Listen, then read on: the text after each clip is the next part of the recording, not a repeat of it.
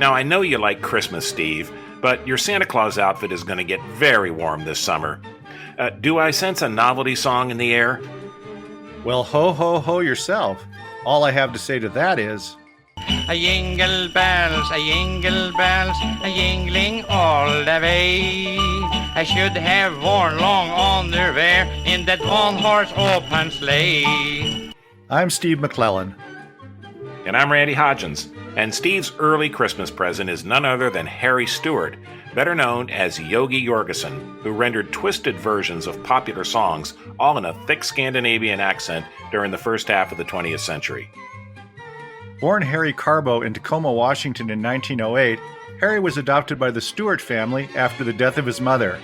But his most famous name change came in the 1930s, when as a young man he started a career in radio at KVI in Seattle, creating his famous Scandinavian alter ego as a character on Al Pearce's variety show. In the persona of Yogi Yorgesson, the Scandinavian Swami, Stewart fractured popular songs with a thick accent and adapted lyrics that celebrated Scandinavian life. A good example is Who Hid the Halibut on the Poop Deck, which was featured on an early Rhino Records compilation of the world's worst records and remains a favorite on the Dr. Demento show. Here's a taste. When he came down, his face looked like he'd smelled an awful smell. And then he called all hands on deck, and we all heard him yell, who hid the halibut on the poop deck? Who hid the halibut on the poop deck? Harry kept a day job as a scriptwriter as he built his career, touring in areas with large Scandinavian populations and appearing on radio and early television variety shows. While he tried out other characters, none of them clicked like Yogi. A 1951 release called All Pooped Out remains a demented music favorite and is one of the few Yorgesson performances captured on film. Here's a sample. Once upon a time I gave the girls the eye. Now I'd rather have another piece of pie.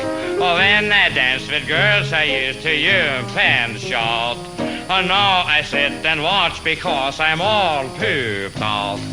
Yogi tragically died in a car accident in 1956, and it seemed likely that his music would fade into history.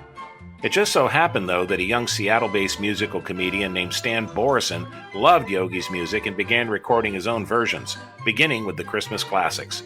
Stan even appeared on The Lawrence Welk Show in 1957, singing a medley of Yogi's holiday tunes, including Walking in My Winter Underwear.